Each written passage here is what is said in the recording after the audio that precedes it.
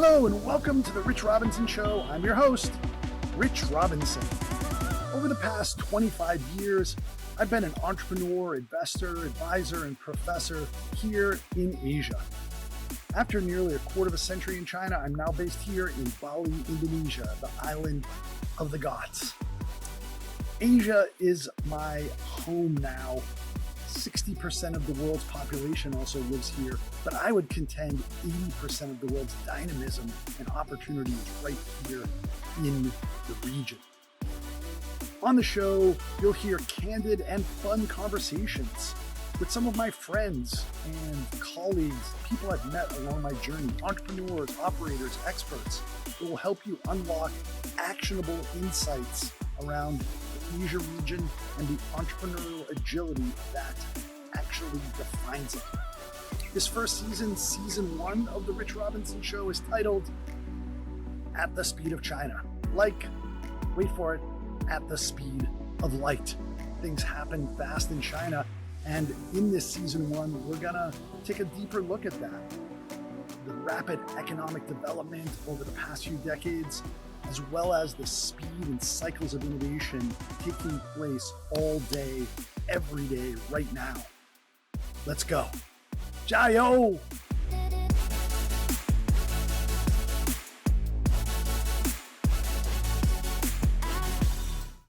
Showtime. Jade Gray, ladies and gentlemen, welcome to the pod, my Kiwi friend. Good to see you, buddy. Good to be here. Wow, we're doing it. We are doing it indeed. So I'm in Bali. You're down in New Zealand right now in your homeland, and we're both Antipodean or Antipodian. Man, I remember when we first met, the very first TED event in Beijing. You came up to me in crutches after I was the MC, and you said, "Everybody needs a rugged Kiwi in their life, mate." And I probably sounded more Aussie than Kiwi there. But I actually, my favorite Kiwi line of a friend of mine, Dan, who split time between New Zealand and Beijing. I was like, "What's it like to be back in Beijing?" And he's like, "It's a bit frenetic." And I was like, "A bit frenetic? Oh, a bit frenetic." It's like the whole I and E switch. So anytime things get a little bit crazy, I'm like, "It's a bit frenetic."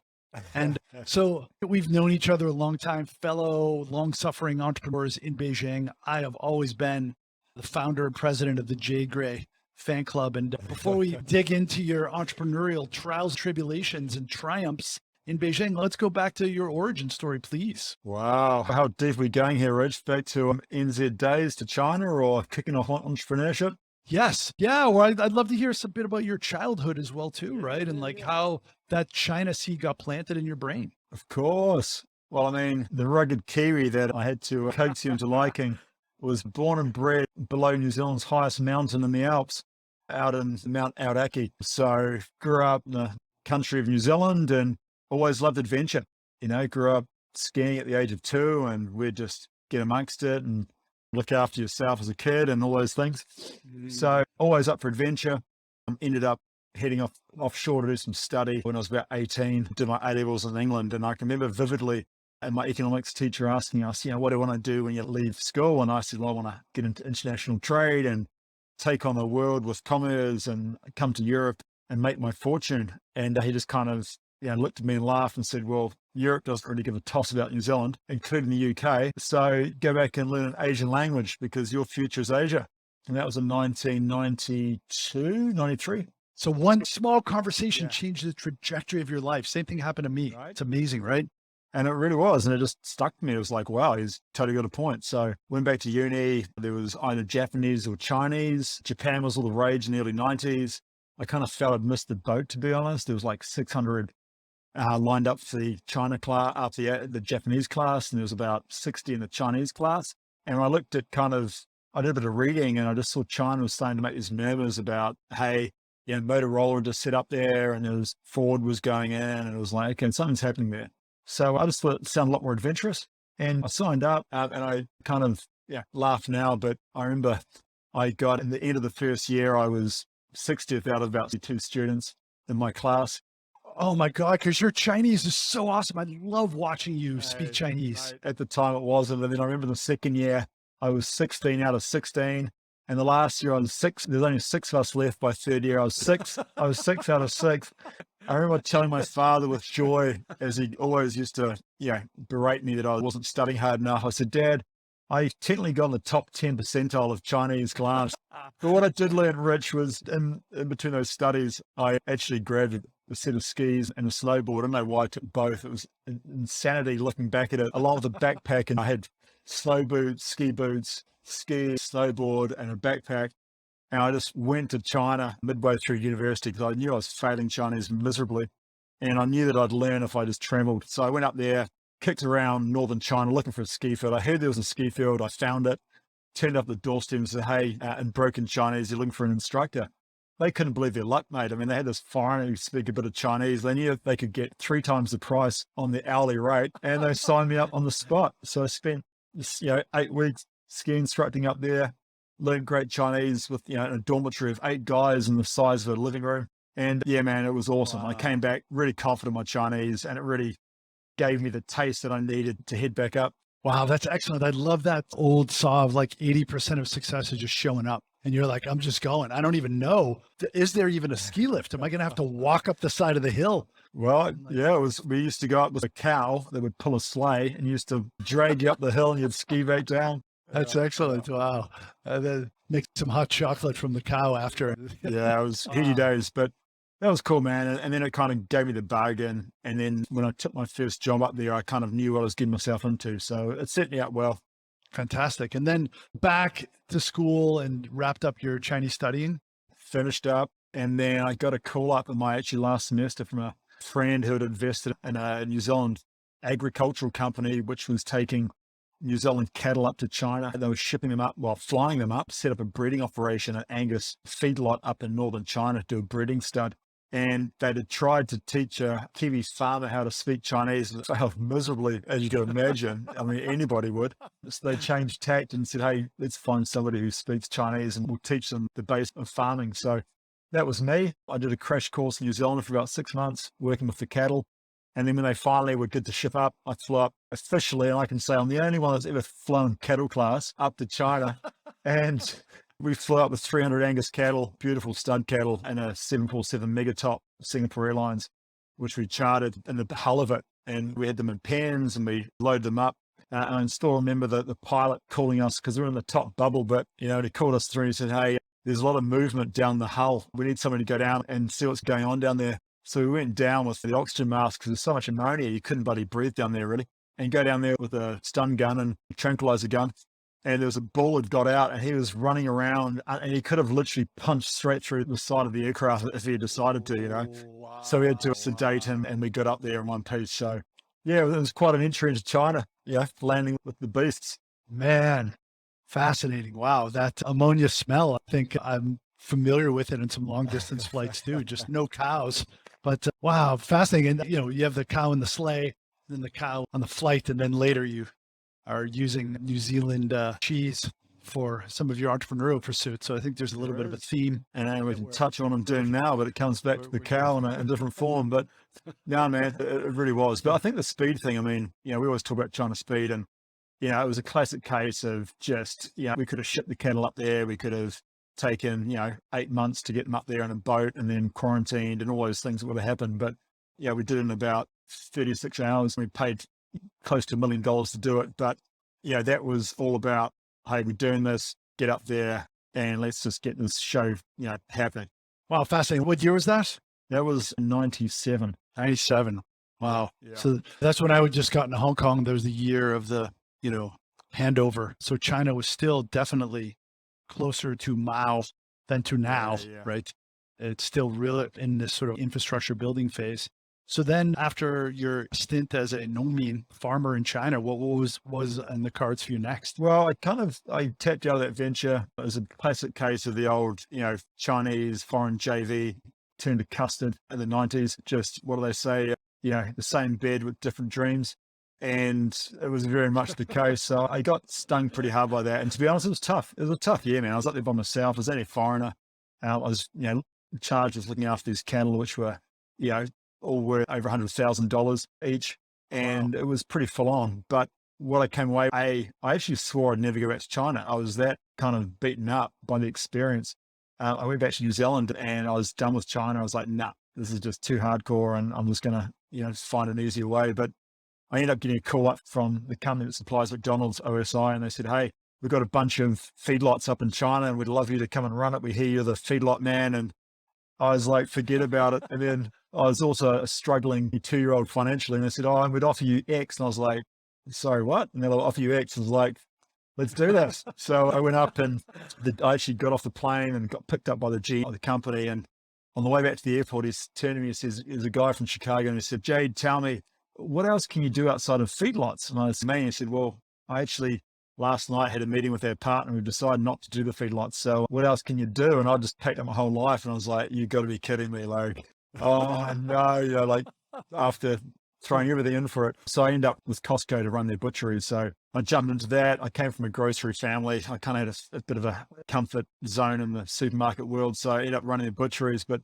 the craziness, Rich, was that the butcheries were actually should be defined as more of a butchery meets zoo, because about a third of our products were alive. So we had an aviary. We had like a 30 square meter aviary with peacocks and guinea fowl. We had snakes, turtles, frogs, and it was full noise, man. Like, again, kind of walking into that butchery going, this is not what a butchery looks like back home. Wow. And then on top of that, how many other Laowai or foreigners were there?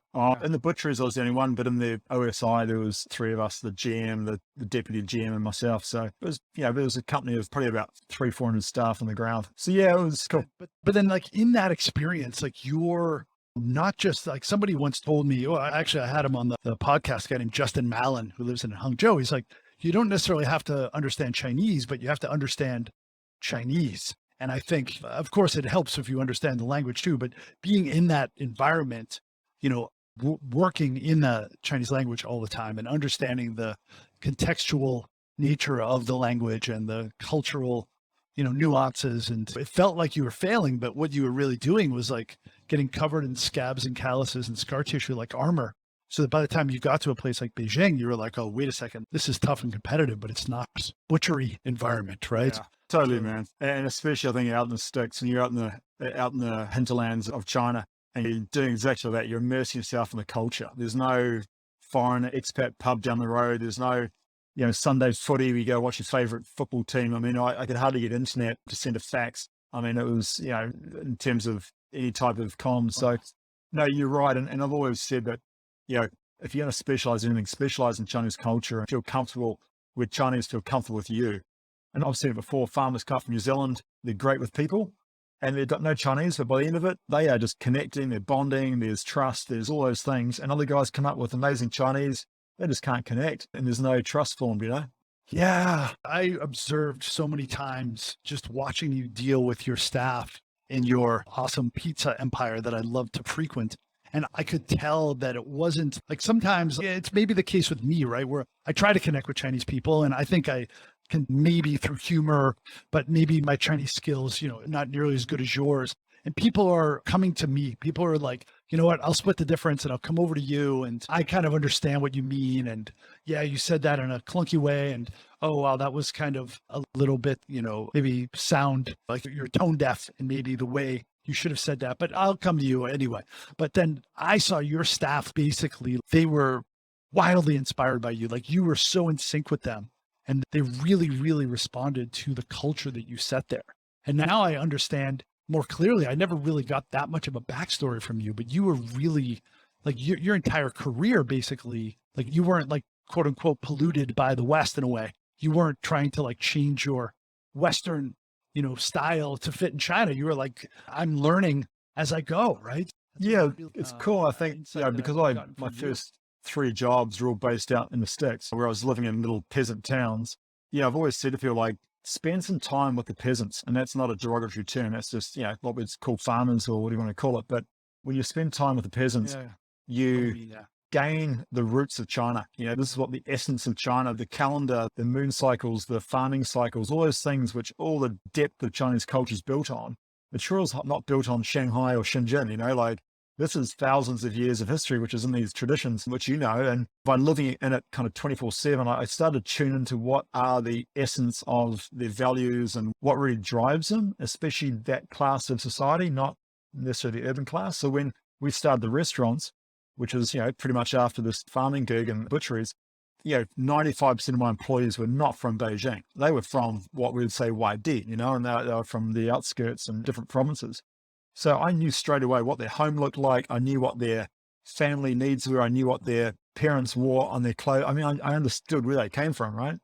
And so when we started talking to them about engaging in our dream, I knew where they'd come from. And I think a lot of the triggers and a lot of the needs of their parents, because we forget that in a single child policy, which most of these kids were at that point, their whole family's well-being and pension and social security relies on the income of their child.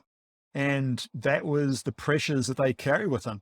And so when you're talking about the things, you're not talking about, hey, what do you want to do when you're grown up? It's like, what do you need to do to meet the expectations of your aging parents? Yeah, that's the conversation. Yeah, that's fascinating because, I often heard entrepreneurs, both local and Laowai, lamenting how, challenging it was to deal with some employees who were coming, like Waidiran, right? Because they were uncultured, they don't even know what service is because or hygiene in the urban context, right? But, that's fine. Of course, that's something that can be learned.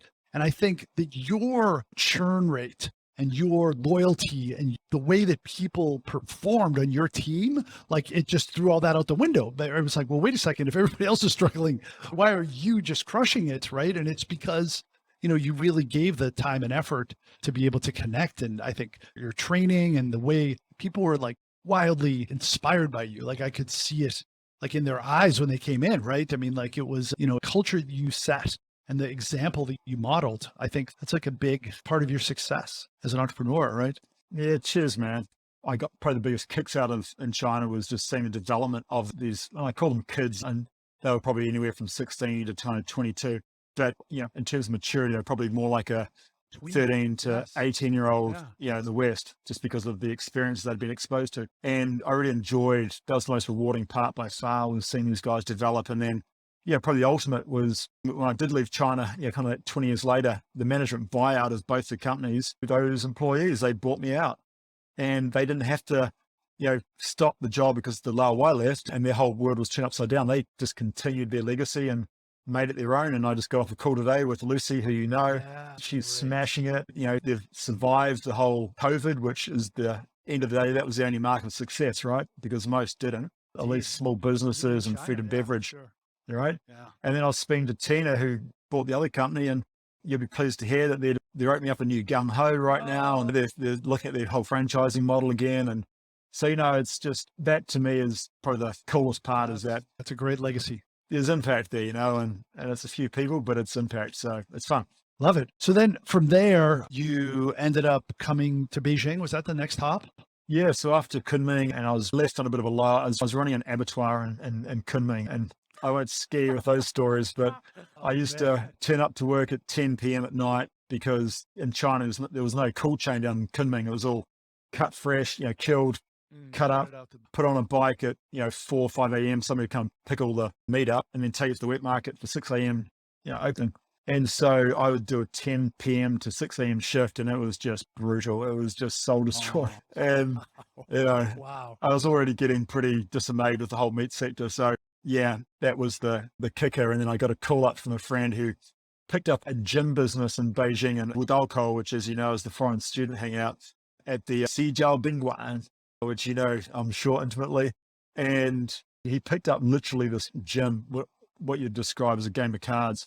So I took this gym and he said, hey, I've got no idea how to run this. Do you want to come up and run it? And, I went out there, had a look, and it was surrounded by 20,000 foreign students from Russia and like Hawaii and like, Europe. And there's all these like beautiful young women walking around. I was like at 24 at that stage. All I'd seen was been out with, a few toothless peasants.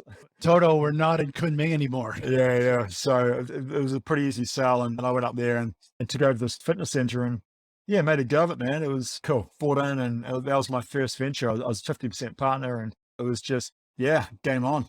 Yeah, so that's interesting. So at that point in my life, I had gotten married to a local woman, and I was, about to become like a dad, right? So I had like detached from that social scene. And I think the amount of foreign students had like sharply increased in China. So Udalco went from like, kind of like a backwater or way out in the West to like a really hip, like thriving. Like I remember the first time going there, and before I even knew you and going to some of the other things you started, being like, wow, like this has really changed so rapidly. So from there, you started a nightclub, right? Well, first started the cafe. So we got the gym was Cafe. going really well. We started the gym. We had that for 3 years. And we just started our second gym, which is beautiful fit out. And then SARS came and we got shut down by the government. They ordered us to shut because we were, high sweating, high breathing. And they shut us for about 6 months with no rent relief. And it basically just, crushed us. And I kind of tapped out of that. I was a bit lost as to what to do, but I noticed that all this great real estate in Wudoko beside the new subway, all these places were closing down because a lot of Koreans who had got in earlier, Japanese, were fleeing back to Korea and Japan, right? And all these landlords were left stranded with all this real estate. And it was like, I could see it was a once in a life opportunity to find good real estate. So I ended up getting this, I'd frequent this cafe that was struggling, having a coffee, working out my own life. And because the gym was closed and not looking that great. And then I started speaking to the boss and he was saying he was struggling, and I taught him how to make coffee, and we started chatting. And before I knew it, I was running this cafe, and I said, look, let me take the lease. So I took the lease at a steal. It was right on the corner, as you know, where Lush was, and kicked off Lush, the cafe. And when SARS finally got over and the students came back, we kind of had the cool kids on the block because we're the only guys that had hot coffee and a cold beer to kind of Western standards. And we just ran with it, man. And yeah, you're right. Off the back of that, we built Zub, which is a nightclub, Pyro Pizza, which is a pizzeria. And then, later on we rolled them out, and Gung Ho in the back of that. So yeah, it was kind of the start of the F&B group. Indeed. And I think, your Pyro Pizza was really, another sort of backbone to the community. And I think you learned some lessons from there, and then you were able to take that and start Gung Ho. Like, what was it that inspired you specifically to go more all in on Gung Ho, and maybe explain the whole kind of concept and sensibility of what Gung Ho was? Yeah, I think up until then, I'd be kind of stumbling around and, we kind of joke, but kind of stumbling away to success, just very organically. And it wasn't pretty, but we got to a point where actually we started to understand China, we understand the market. And you got to remember, this is kind of, pre-Olympics. China's just fizzing, man. Like, it's just, the sky's the limit. And it was the center of the universe, that kind of 2008. And so we were just riding that high, and we said, okay, let's stand back. We've kind of had enough fun and games of, raised the Great Wall with 4,000 guys partying the Great Wall, to nightclubs and basements and cafes. It was like, how do we actually do something a bit more meaningful, more scaled, and something which would be a lifestyle, which was a bit more, kind of sustainable. So we looked at the whole F&B model. We saw pizza, and in particular delivery, having a real gap in the market. So I teamed up with my co-founder at the time, John O'Loughlin, who was he was the franchise manager for Asia for Domino's. He really understood the whole franchise model, understood the kind of nuts and bolts of running an operation in China. And we teamed up and founded Gung Ho Pizza. And the premise was, let's do delivery, lean model, small footprint, low rent, low overheads. Online food was just starting to creep into KFC and McDonald's and a couple of Annie's. You remember Annie's, which were just smashing it with delivery. So we got in there. At the time, there was only about 6 options in Beijing. There was literally the guys I mentioned, and Domino's and Papa John's. That was about it. So we got in there and we were smashing it, man. Like, we had this really lean model. And the other key takeaway was we decided to do a pizza, which was, our style of pizza, which was this kind of Antipodean, which was an Italian kind of thin crust, but with these really creative ingredients. And you remember we chose the color pink because we want to move as far away from Italy as possible. We were not trying to be traditional. We were innovative, creative, and not bound by tradition. So that was our selling point. Yeah. And you had the artisanal pizza, and all the different, options, Peking duck and barbecue chicken. And, it was definitely a premium pizza. And that pink was everywhere because you had your own fleet of scooters, and those were extremely visible in the early days with the boxes and all the gear. So yeah, you guys made a very, very strong splash. And the two things that I loved about what you were doing was that you had put in all of these SOPs standard operating procedures and your training and your sort of ability to open up a new location, the turnkey ability, like that kind of discipline, like that was already kind of like world class, like probably so much farther down the path than say somebody like Papa John's in the early days. Like you guys were extremely, professional from the get-go. Was that something that you leveraged from Domino's, or how did you customize that for China? And what were some of the challenges around that? I think, I've always been pretty systems orientated. My father was a grocer. I kind of came through that whole model of, systems and procedures and whatnot. And then when I was working with, Costco and McDonald's on that meat gig, I was obviously given world-class insight into, SOPs and how they run their operation, especially the McDonald's side. And so I really realized if you want to scale, you've got to make the experience consistent. We all know McDonald's is not the best tasting burger, but it's sure as hell the most consistent burger. So I really got into the idea of consistency, read a couple of books like, the E-Myth Revisited, and then got into the Verne Harnish with the gazelles and whatnot, with Rockefeller Habits. It just kind of played into my logical, structured mind. And then the other big impact is when I was out in the country in China on those farm gigs, I would see all the schools. It was very much run like cadets. It was a very military school operation. And the kids marching and singing national anthems, and they got all the uniforms. And so I understood that how the Chinese, children were brought up and how that military impact is their way of learning.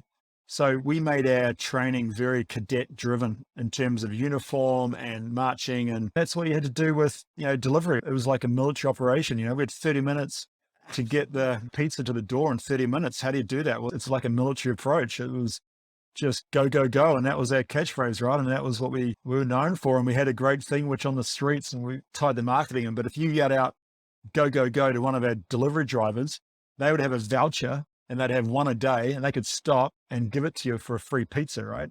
And so we would have, engaged people on the street to give our guys the juice to go, go, go, knowing that they may get a free pizza if they were the lucky one, So it was cool. We had this great culture built around speed and, that military thing you're talking about. Yeah. So if somebody's sitting inside, I would go to the San Luis Twin location, wasn't far from my office. Like, what would you hear? Like if you were sitting in there, one of the drivers came in every time somebody came in. Yeah. So we tied everything to performance and results. It wasn't just like you've got a pizza guy. It's like, no, you've got a KPI to hit. And if you hit it, your bonus goes up. It was simple as that. So on the way, when they took an order, they'd get it in the hot bag. Before they ran out, I'd yell out where they were going to. And the guys waiting, there'd be about 6, 7 guys waiting for their order, would yell out, go, go, go, right, in English. And so they would run out the door. And the whole idea is that when you left, you had to run. There was no walking, because up until then, including Annie's and everybody else, was just walking to the bike, and they'd put the thing in, they'd drive off, they'd walk through the compound. And our whole culture is that you run, because we needed to get this hot. We're the best service operators. So they would run, and the go-go-go is kind of that, bit of a jiao in China. And then they would run everywhere. And so we'd want to take that go-go-go onto the street, and which is what happened. And then when they'd come back in, they would yell out, because they'd have to time themselves, and they would yell, they'd come through the door, they'd yell out where they went and the time of the delivery. And everybody would either yell out, if they did a good time, or if they failed and had a terrible time because they maybe got stuck in traffic or they got a puncture, they would get yelled back, jiao, which basically means, try better next time. So it was great. You could feel that energy. Like every time you're sitting there, it was like, adding electricity to the whole restaurant. Like everybody was engaged. Yeah, and we'd get customers who would sit there eating, they'd just get into it. If you're sitting having a pizza and the guy would yell out, go, go, go, Yeah. How quiet? Wow, 非常好. And a big shout out to our boy, Scott Taylor, who's a master at company culture. And I brought Scott in to help structure, and he come from a theater training background. So he was very animated, and it was all about fun, and games was the way he would train. And so we made it fun, it was all about having a laugh, and we really brought that in, and every Friday, Saturday, Sunday nights were that was when we made our money, right? So every Friday after our culture training, we would go out, we'd play games in the street for half an hour. We'd always have these crazy games. We'd play as a team. There'd be 30 of us in pink tops. And, we used to get people come and stop and just watch us because we were absolutely mad, But again, awesome marketing. The logo was there. People would join in. And by the time these guys walk into that shift at 6 p.m., they're just chomping at the bit, man. Like, bring it on, And that was what we're trying to build. It was more than a job. And a whole other stuff we could talk about. It was giving purpose. And how do you create purpose in the mundane? Yeah, and some community too, because I think also like a Waidiran, like somebody from the hinterlands coming into Beijing was almost not that far from like being like an immigrant in the US, right? Because you're socioeconomically different and it's such a challenge and you're so kind of cast adrift, so to speak, right? So, to be able to offer that community and belonging and purpose, right, was really important. I think with that, Rich, that whole dormitory culture as well, because people forget you're actually housing, you become basically their guardians on behalf of their family when they're in Beijing. So you would house them, feed them, washing machines, showers, everything was us, right? And actually our mate Dominic Johnson Hill, who understands China as well as any Lao Wai, he once gave me a great insight and said, Jade, you got to remember, you can always connect with the Waidiran because we're also Waigoran. We're both Wai. We're Wairan. We're not from Beijing. We're outsiders. And they had as much in common the way they were engaging with Beijing locals with us more than they had in common with Beijing people because they were not Beijing, right? Yes. And our IE for the last 6 years, from Anhui, she's, she struggled, right? Like we've got to look at things through her eyes, like as a non-native Beijinger, right? And it's tough, right? But, China in general, it can be a challenging place, right? But we all love it, right?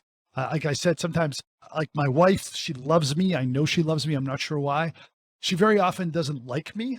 And I can understand that, right? So it's like, China, I love you. I love you. I love you. I don't like you sometimes, right? It's kind of a pretty tough place, right? It's like the traffic, the weather, the pollution, whatever. It's a challenge. So one other thing I'd love to peel back is, you and I got to participate in the Entrepreneurs Organization, right? World's largest entrepreneur group, started by Vern Harnish, who kind of did his legacy first. He started this, 1987 entrepreneur organization because somebody had committed suicide and they, their buddies who knew the entrepreneur didn't even really fully understand how tough it was for them. So it was something set up for personal, family, and professional. So we know each other through forum, through that. And, lots of intimate, deep sharing in those forums and very, very powerful, peer coaching. And that's great. But then Vern went from that to starting Gazelles and Rockefeller habits based on J.D. Rockefeller's, WANT, W-O-N-T, habit of walking to work with his lieutenants and then having lunch with his lieutenants and then walking home with them and being fully aligned on goals and metrics and rhythm and communication rhythm. And that now he's since called that Scaling Up and his company is called Scaling Up. And, 40,000 companies have used that. And I think our Beijing chapter was one of the best, EO chapters, I think, in adopting that. But of all the, people that adopted Scaling Up and that discipline where quote unquote structure sets you free, I think you were far and away the one who did it best. And you were even featured in his book and you had a war room for Scaling up in your top floor there. And I remember picking up Vern from your location in Lidu and driving him to the airport. I just wanted a little bit of Vern time. But like share for some of the podcast listeners out here, like what Scaling Up meant for you and how it impacted your business and what you did to really infuse it into your company. I'm always, in the EO group, which is awesome. And it was such a brother sisterhood, for us when we're all doing it on our own. What I found was that you're learning so much, right? And you're coming across so many great books and resources and slowly podcasts and all those, great access to learnings. But it can also get quite overwhelming. And my mythology was like scan across a bunch of stuff and then choose one that really talks to you and just nail it and just forget about everything else. Like don't try and do it all or pick 5. And I basically set the task of every year I wanted to implement one learning resource. So I went about it, and what that year was it was Rockefeller habits then, and which we come across during EO. And it just talked to me, especially in F&B where I was trying to build a franchise, and it was all about, rhythm and how do you get message to the frontline team and get the messages back. And, it's about structure. So it just talked to me. And I think the challenge was about how do you implement it in China? Because only so much is relevant. I learned the hard way that not all great technology is relevant to China or wants to be taken on by the Chinese. And at the farm, I remember vividly the feedlot, we had this beautiful mixing machine for feed, which was a $100,000 machine from Ireland with computer screens that would mix everything up. And, we were taking that to China with feeding their cattle as the most amazing breakfast, which even, you and me would probably eat. And what I discovered is that after about 2 months, the Chinese wouldn't use it. They ended up just getting there with picks and shovels. And they thought it was a great fine box they could stick all their stuff in, to mix their feed. They never used the software or the rotisserie arms or whatever. But it was a good place to hold their food while they got in there with their pitchforks, So it was a bloody expensive, metal box. But what I learned is that, hey, we could have built that metal box for probably $2,000 and had the same impact. So by using Vern Harnish's tools, I stripped it right back to what I thought was valuable in China and with his blessings. And I just tried to suck the essence out of it. And the big takeaway really was, of all the things that I got out of that book was this idea of rhythm. And it tied back to that kind of military cadet approach to team trainings.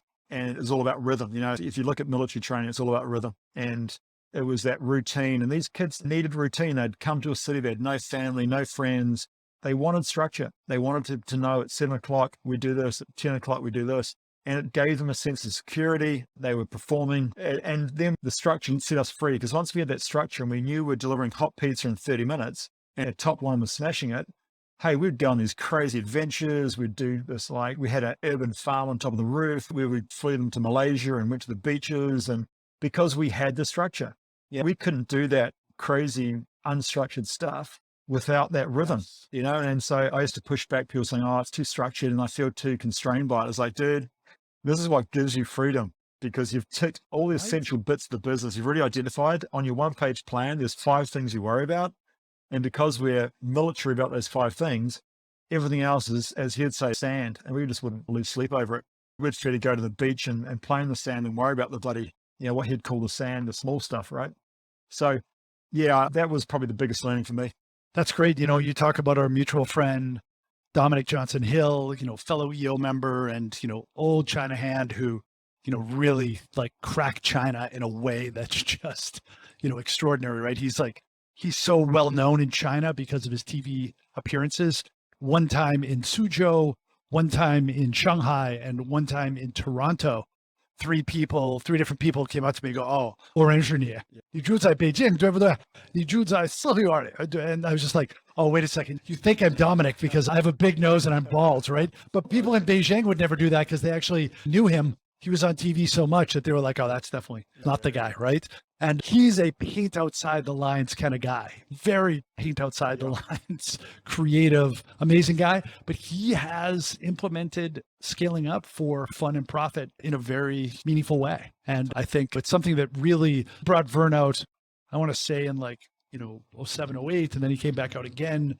But, there's been a few people like Mirko and yourself and, Mike Wester and a few others that really implemented scaling up along with Dom. But I was just always super impressed. And it's something that your team to this day is maybe some of the top experts in scaling up implementation in Chinese. And I think it's something that is overlooked. And I think more companies need that to fill that chasm, because there really isn't. There's a few other alternatives, but it's not something that's taught in school and not something you can just figure out intuitively necessarily. I think the beauty of it is that, it's all about simplicity, right? I mean, he's trying to simplify everything.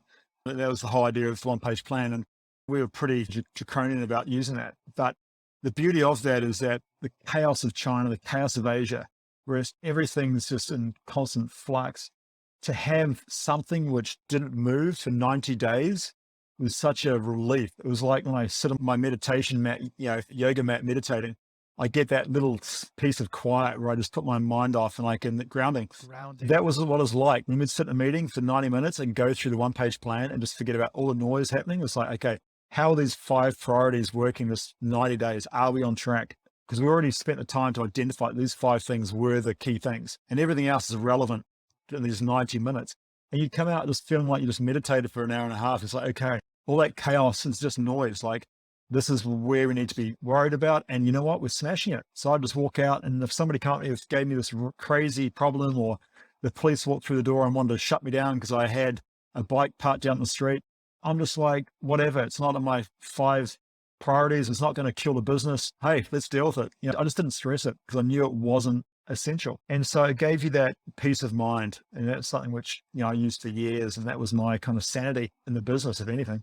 Fantastic. Yeah. And I think, startups in general, right, the default setting is failure, and the journey along the way is usually so up and down and unpredictable that it can border on miserable, right? So you have to have something. And then to put that in the China context makes it even more challenging. So I think, yeah, that's great. It's a great way to frame it. So let's talk about, the unpredictability and the speed of change in China.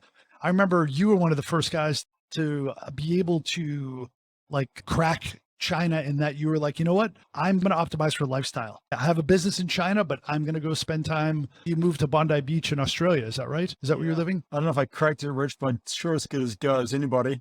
Well, yeah, everybody else who was in China was like, that's pretty terrific because you actually did. How long was it that you and John were tag teaming and what was the structure and how did you, where were you living? Yeah, it was 2013. You remember the air apocalypse day? Peak pollution. Yes. 30th of January, and we hit over 1,000 AQI, and it was like, you know what, this is insanity. Like, I'm out of here, man. Like, and as much as I love my team and my business, is like, I just didn't think it was worth the sacrifice and what was my health. So yeah, I made a decision that day. I'm going to restructure the business where I can be remote and come and go. And yeah, later that, I guess about 3 months later, I shot down to Aussie. I always had a lot of mates over there in Bondi. I wanted to change the scene. I wasn't ready to go home. And yeah, set up the business around that. And we did that for about 3 years before, I had to come back, and I can talk about the reasons for that. But the good time was that I think the thing that allowed it, at least those 3 years, was that structure. I had 4 Bibles that our whole business was built on. And there was Rockefeller Habits, there was Good to Great, there was Top Grading, and there was the 4th was, and it'll come to me, I said Rockefeller Habits, didn't I? Anyway, I'll put that in the notes. But there was 4, the E-Myth, and those 4 books basically, tapped off every piece from strategy, your HR recruitment, your management, and, then around the whole, kind of, I guess, culture and whatnot. So that basically gave us the framework, which we allowed to build the business remotely and tie into that SOPs, obviously. And that was 3 years, and it was awesome, man. I mean, the dream was to run a business in China, not be there. And one of the mantras I built from day one, and it was taken, I think, from E-Myth, which is whether the bosses there or not should have no impact on the customer experience. And that was something we built from day one. And that was an IVM, I think, takeaway, which when they did systems, and just saying, hey, it's systems that deliver the experience, not people, in terms of that consistency of experience. So yeah, man, we did that, and loved it until the business got shaken by that speed of China, and I just had to come back. Yeah. So thanks for sharing. I remember reading once that, culture is what happens when nobody's watching. Right. And I think you really infused that in there.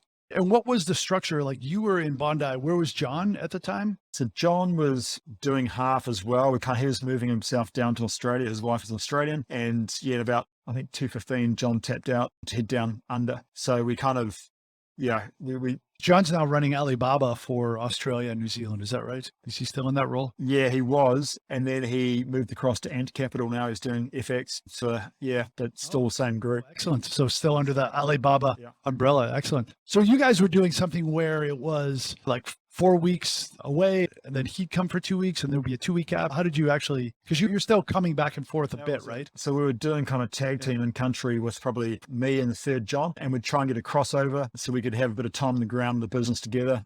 The team could see us, the founders together, and take them out for drinks and dinners and all that kind of, culture building stuff. But generally that was it. So we kind of, bit of ships in the night.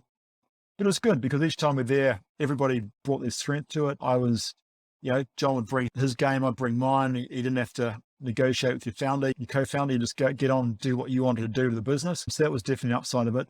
And a lot of companies only have one founder. So having 2 bits of energy coming in was good energy for the culture. And so I would then obviously take, I was on WeChat pretty much 24/7 in New Zealand. We would do all of our same rhythm. Nothing changed. At daily huddles, I'd be on daily huddle from New Zealand every day. We'd do our weeklies, we'd do our monthlies, our quarterlies, go back to China for the quarterlies, religiously, because that was a 2-day off-site retreat, as well as all the company kind of culture building, fun and games. So we would keep the structure. And then obviously we had an awesome Chinese local team that had been with me since 98 and others since 2000. So, we had 15 years together. And it was just, they knew my expectations, and I knew their abilities and their strengths. So it worked well. Fantastic. Yeah. And I think around 2015, that's when Beijing became more serious about the pollution in the last 6 years, every year it's gotten better and better. But of course, it took a couple, 3 years until you could really, really feel it. I think 17, 18, 19, it became, better. But I think all of our mutual friends and fellow entrepreneurs in Beijing would often talk about you behind your back in the most positive way. That son of a bitch did it. He's living the dream, right? He got out and like everybody was like, like in this kind of weird codependent relationship. I talk about it sometimes where it's like, everybody's like, you should divorce Beijing and like, you should totally marry Singapore. Like your parents would love Singapore or even Hong Kong, right?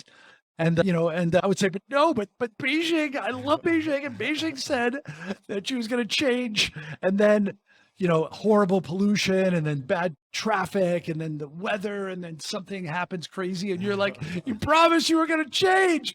And then a couple of days later, blue sky, you're eating amazing food and like everything is just, you get some crazy opportunity. Then you have like angry makeup sex with Beijing. I love you too, right? And then the cycle continues, right? But you were able to crack it. And like what happened was the pollution started to really decrease. But then this is what the core tenet of this book is that things started to ramp up. Like there was already this speed in China. It was just starting from a very low base and it was just compounding, but it took a while. Most of the time in China that I spent there 24 years or 20 in Beijing, I was just like, I love Beijing, but I'd go to Stockholm or Tokyo or New York and I'd be like, this is the future. Like there's so much happening here and I can feel, the future is already here. It's just unevenly distributed. And then I'd go back to China and it would be kind of lagging. And then I guess around that time, like 2013 to 2016, that's when it felt like it caught up, like in some ways. Like there was a lot of things that were, the same as the West in some ways. And then in the last 5 years, it's just catapulted into the future. And I think for you, the way you had cracked your business, if you had done that, say, all right, I cracked New Zealand and now I'm going to go live in, say, Bali, where I am, like probably, without COVID or other things, the business probably would have continued to thrive and even grow, right? But in China, like the tectonic plates were shifting in real time, like that house, like that building in Harry Potter where the stairwells are moving, right? So then things started changing dramatically and quickly in real estate, in delivery, in F&B, in all of these other areas. So then you needed to come back to China to kind of right the ship. Am I getting that right? Absolutely. I mean, what we managed to do really well was maintain our standards when I was away, which really was the goal. That was kind of the goal, is can you keep the same standards with the founder not being there or the co-founders? And we did it. But what I failed to take account for was the amount of influence that the founders have on innovation. And whilst we were maintaining our standards, everybody else is just starting to just do laps, right? They were getting crazier and more technologically driven and more innovative. And unfortunately, the team that I had, their strengths were about consistency and reliability and all the things that we had focused on for so long. Their innovation had always been taken for granted because I guess I didn't realize for the impact that we had on that. And I overlooked that. And so as the competitors started to catch us and then eventually passed us, and I'd go back each time and just start to see it and feel it. And I tried to engage the team to innovate. I realized it wasn't who they were. And I couldn't take that away from them because I had built this team that was about a great, consistent experience. So that was when I had a tipping point, and it's kind of, epiphany at the time. It's like, you know what? If we're going to stay in this game, we need to innovate. And right now we don't have that capacity in the team at the level we need. And we couldn't afford to bring in, big guns to kind of do that at the time. So we decided that, the best route was for me to head back and just, reinvigorate the innovation of the company. And that was the kicker. Along with the fact that we were now competing, when we first kicked off, and you remember, Annie's and us were the two kind of big boys of the block with delivery in terms of artisanal product, or at least non-fast food product. And then, when Alibaba, Tencent and Baidu came into the game with their delivery platforms and services, we went from having about 6 options in Beijing delivery that was reliable to around about 3,000 in about 6 months.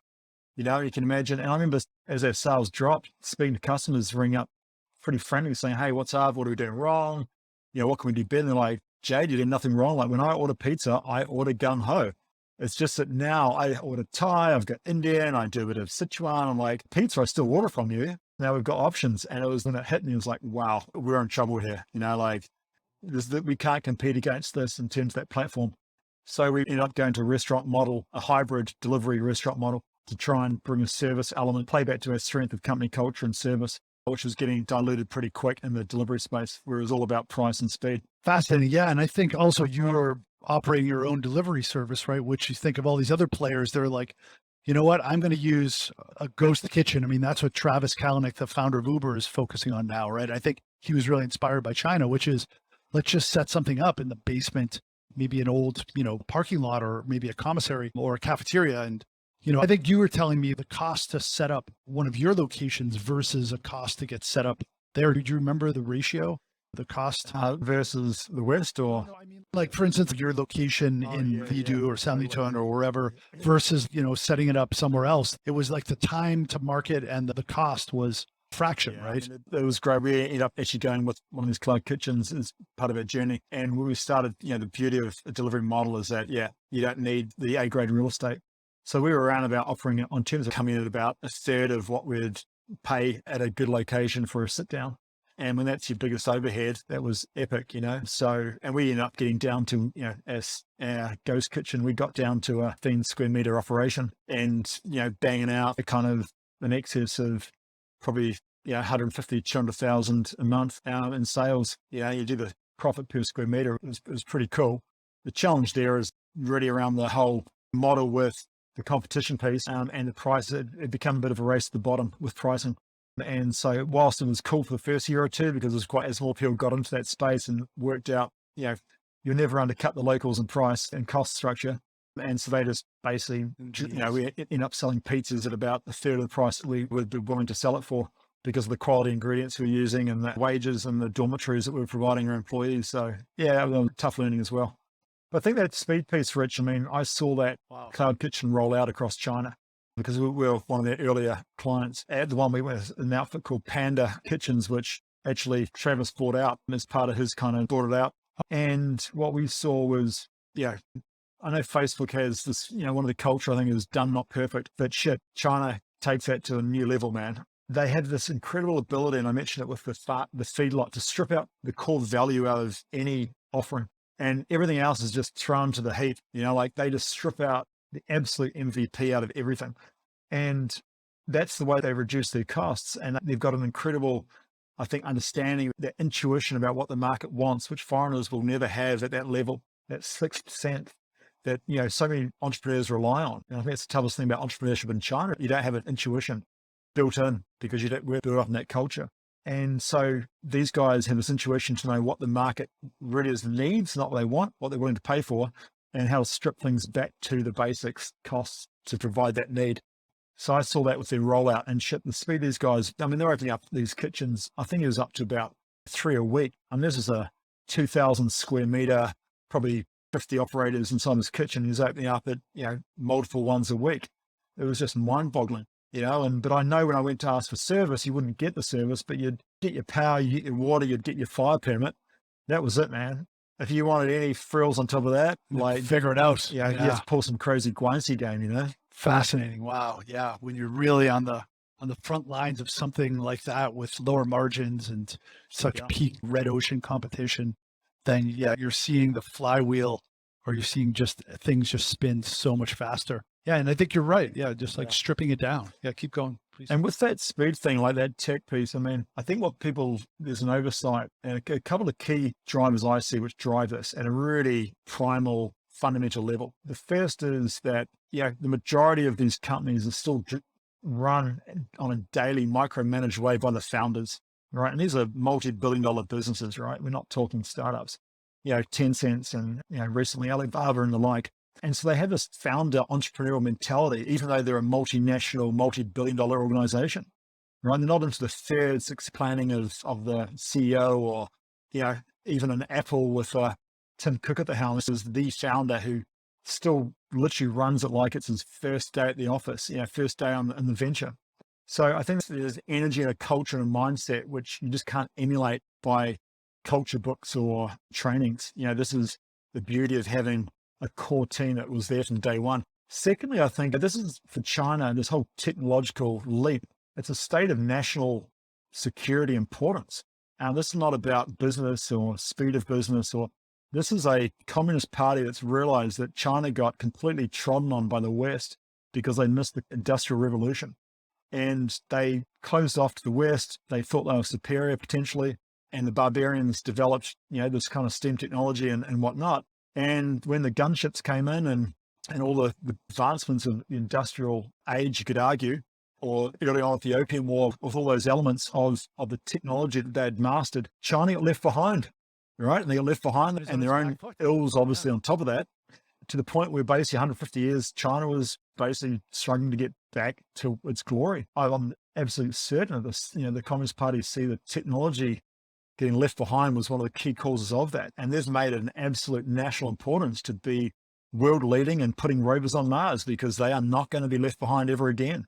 And they realize the weakness of that. So this is not just some entrepreneurial game. This is a whole nation that's funded. I mean, we're up at Tsinghua together and walking around Wudoko and back in the day, looking at these kind of science parks and, PKU for you. And there's massive funding going on behind the scenes, government money into these startups, which you'll never get anywhere else in the world, because it's been identified as a national security. And look at Huawei as a good example. I mean, this is where it's heading. So, this is more than just, entrepreneurs living fast. Absolutely right. Yeah. It starts, from the core, it's multivariate, right? I mean, the government, of course, is, Xi had his, 100th anniversary speech yesterday. I'm dating this podcast. It'll come out much later, but, he talked about science and technology, dozens of times in his talk, right?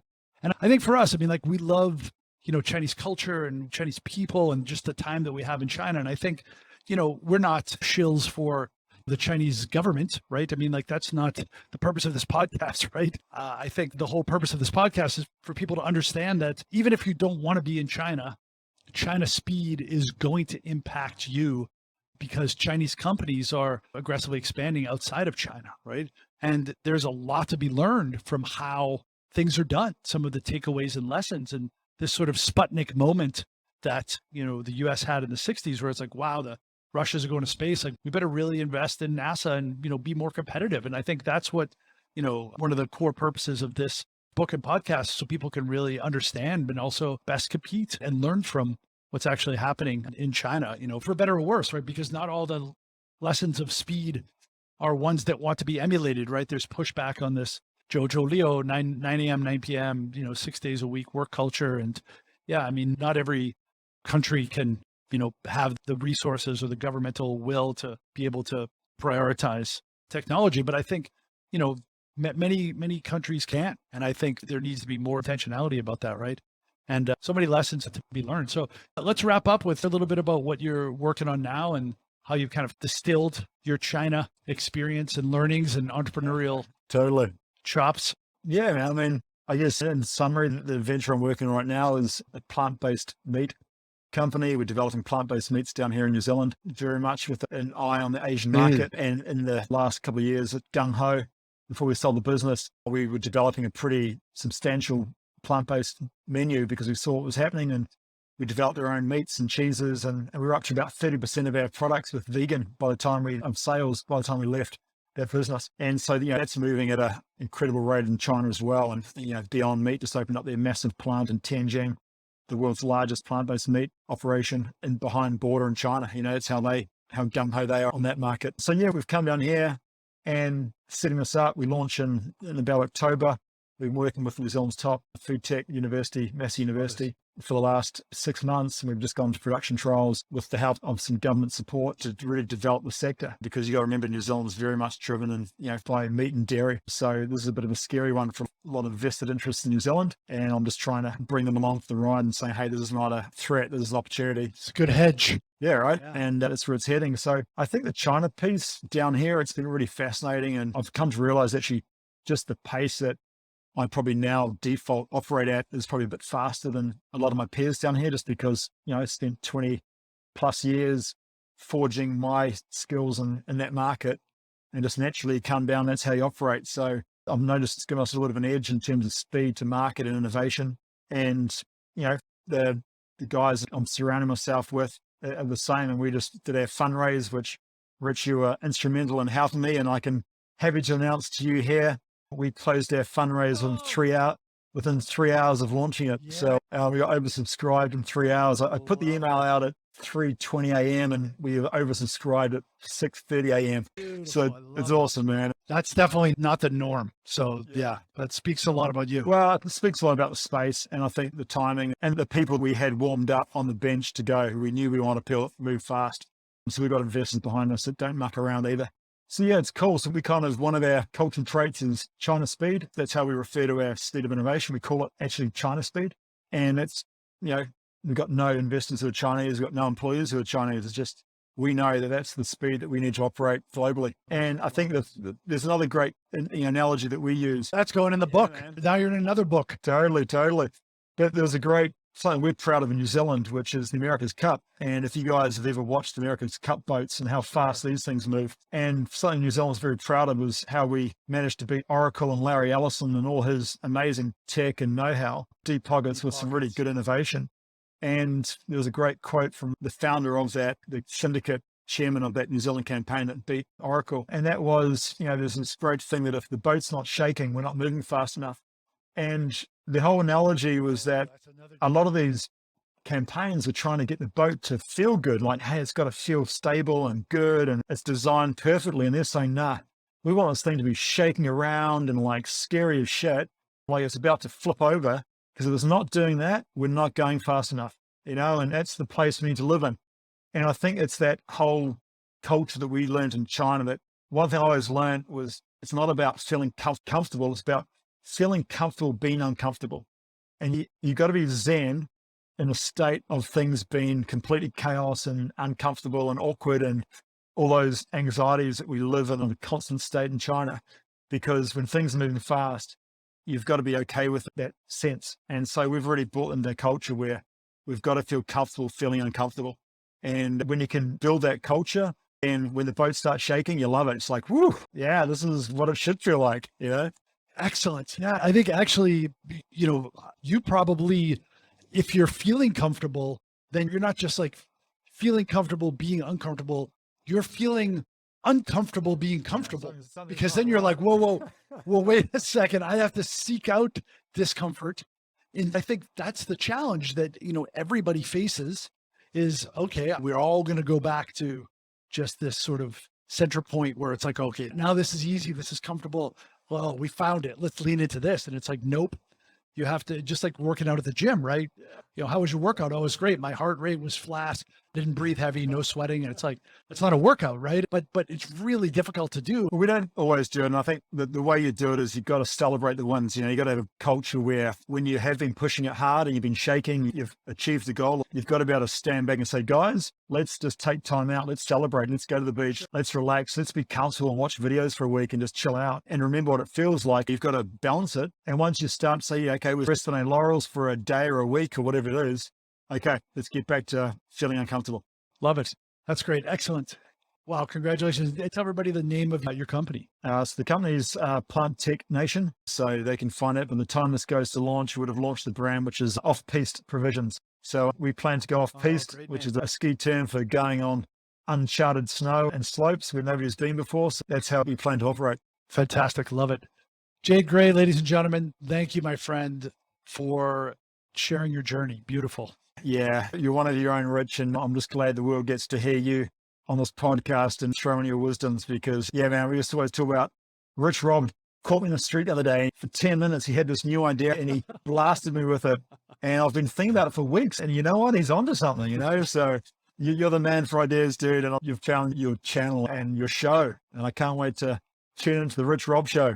That's kind of you to say. I don't want to brag, but the other day, two people were talking about me, and one of them said that I'm not as stupid as I look. And the other one, it gets better. The other one said, I don't even think that's possible. So I was like, wow, it's good, right? I went with good. Jay Gray, everybody. Thanks, buddy. All the best. See ya. That's awesome, buddy. All right, buddy. Catch you, man.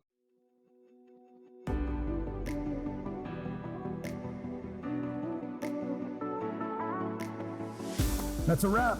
Thanks for listening to this episode of The Rich Robinson Show, Season 1 at the Speed of China. Visit therichrobinson.com/show to smash that subscribe button. Please also go to iTunes or whatever platform of choice, rate and comment, And until next time, thank you very much. 再见，谢谢。